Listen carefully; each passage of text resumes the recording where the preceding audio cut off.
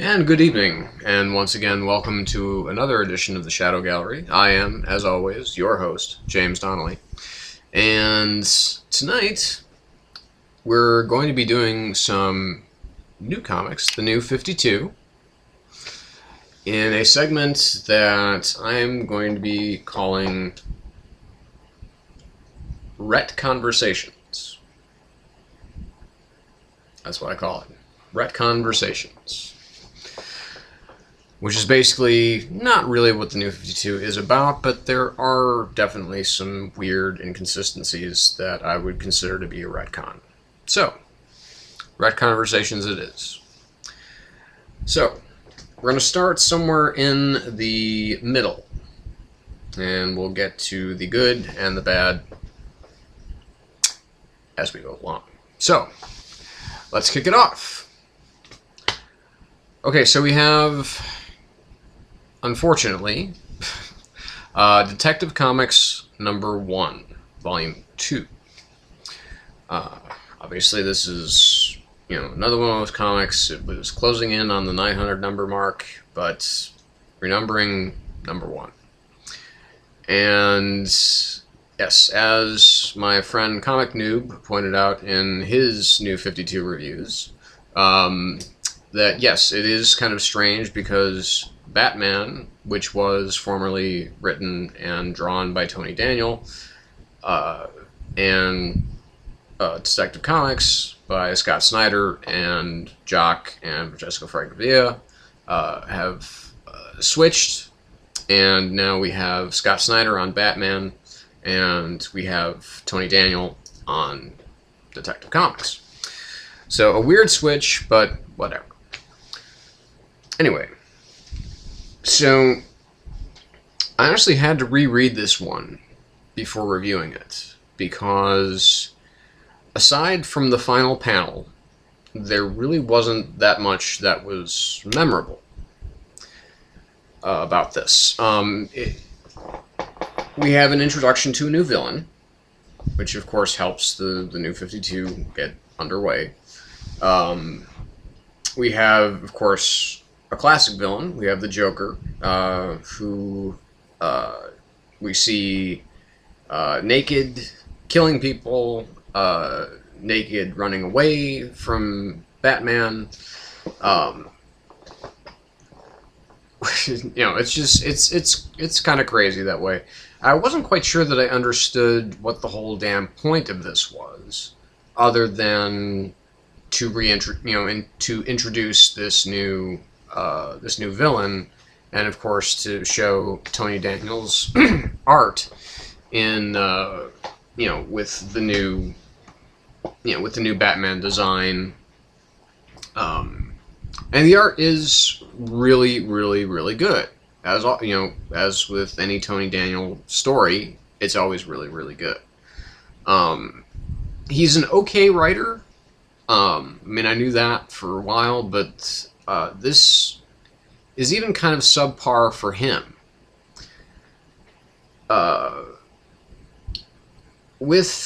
And I'm hoping this is something that is going to get cleared up within the next couple of weeks, or within the next month or two. The inconsistencies between Bruce coming back to Gotham and being Batman, and how Dick Grayson is going back to being Nightwing. There's a lot of stuff in the New 52 that I think they could have set up better, and this is probably the biggest one, to me, anyway. Here's, Bruce and Dick, they're both Batman at the same time, but Bruce is just Batman who was in the, Finch's The Dark Knight, and in Morrison's Batman Inc.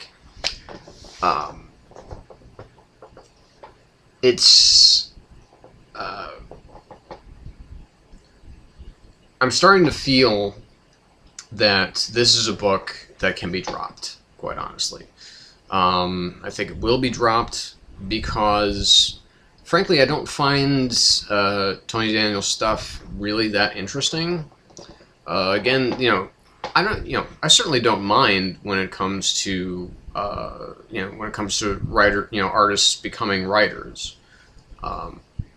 it's, you know, a difficult transition at best, because, you know, people who are you know, who are kind of big name artists have a kind of a hard time becoming writers.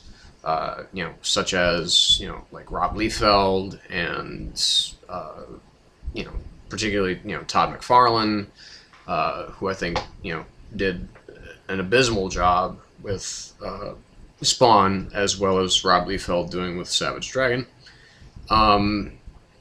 But yeah, this is just a drop book for me, because Snyder's going to be working on Batman, and I'm beginning to think that's one of the only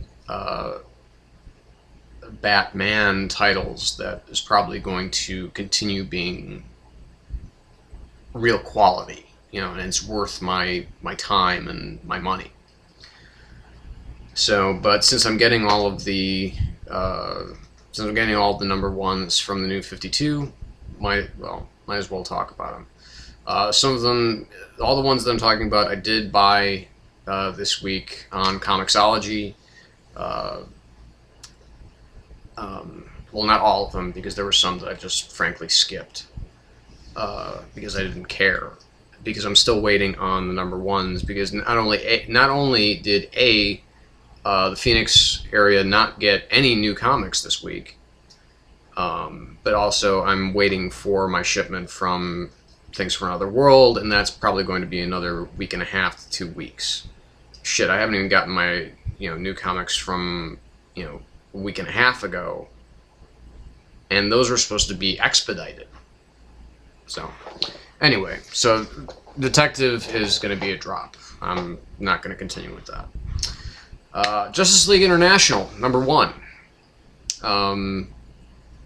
Dan Jurgens, not exactly my favorite guy on DC, but, you know, I feel that, you know, he's strong enough to write a good book, you know, a team book.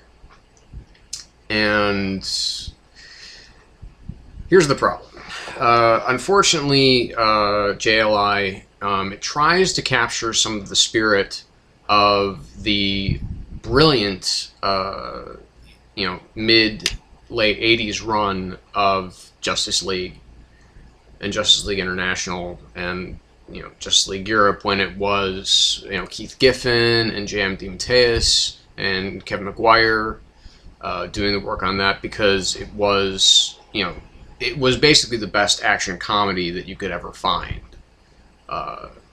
on the 4-color page. So this tries to recapture some of it, but, you know, without certain characters, because you do have some of that team. You have, you know, you have Booster Gold, who, you know, is kind of, you know, being installed by these UN people as kind of their, you know, puppet dictator, if you will. You know, they're, you know, the guy who will lead this team, knowing that he's still not, you know, he's not an A-lister.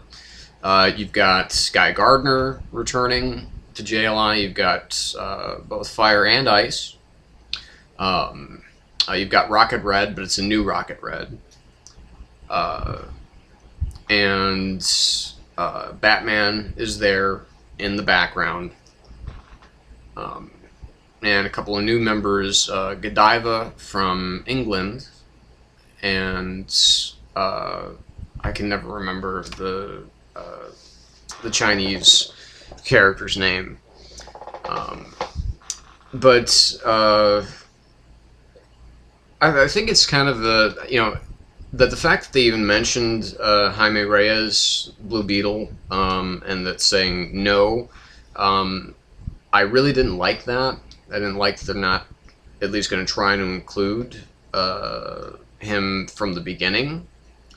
Although, since they mention him, maybe they will end up including him somewhere down the line. So, just all in all, very, very, very forgettable. You know, the threats are forgettable. The side story with the protesters and them blowing up the Hall of Justice was just garbage. You know, even the kind of, you know, controversial joke that's in it, that's basically making, you know, that's making fun of, you know, talkbackers on the internet, you know, I didn't even think that was particularly very funny. So it doesn't really work as a joke, and I don't see why it's that and therefore should not be controversial. So anyway, it's another, forget it. I'm not gonna, go any further with this book. And then the biggest, the weirdest one of the week, but still somewhat enjoyable, was Stormwatch #1. Now, while it was somewhat enjoyable and and certainly interesting, the reasons that it was interesting to me is because I have no fucking clue about Stormwatch. I have no ideas about, most of the characters. I don't know who they are. I don't know what they do, what their powers are, and that is kind of gone over. Paul Cornell does try to, fill in some of those gaps, but this does not seem like it's a good starting point for this book, because ultimately that is kind of what they're trying to do with this renumbering. They're trying to get people re-involved with comics, and I don't think a really good way to do that is by basically just throwing characters at them and saying, okay, well, I kind of do this, or it's like all of these characters and really no explanation as to who they are, what they do. I do like the line about superheroes and professionals. I thought that was pretty clever. Paul Cornell is nothing if not a clever writer.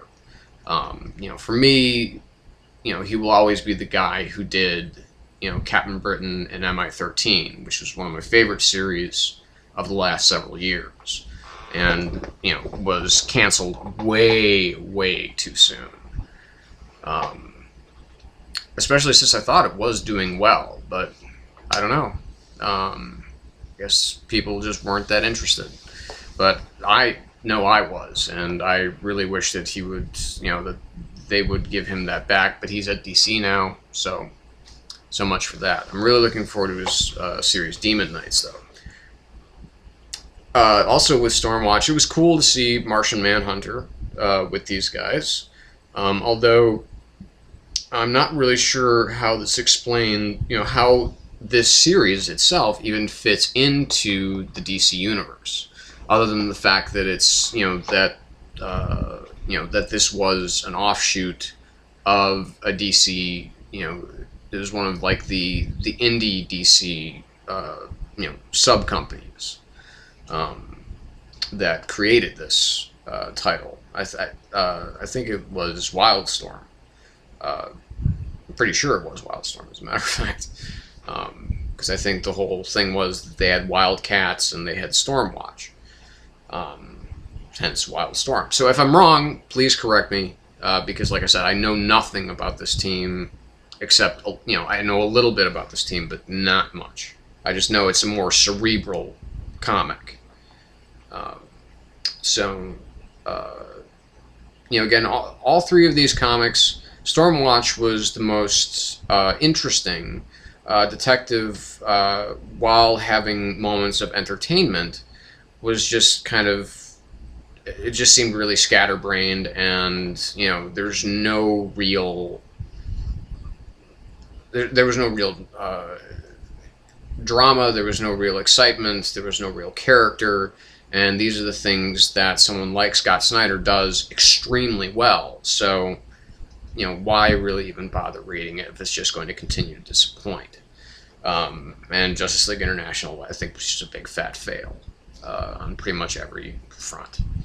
We're going to talk more in our next segment, so stay tuned and come on back, because we're going to be talking some bigger titles, better titles, worse titles, and you'll enjoy it. I guarantee it. See you in a minute. Bye.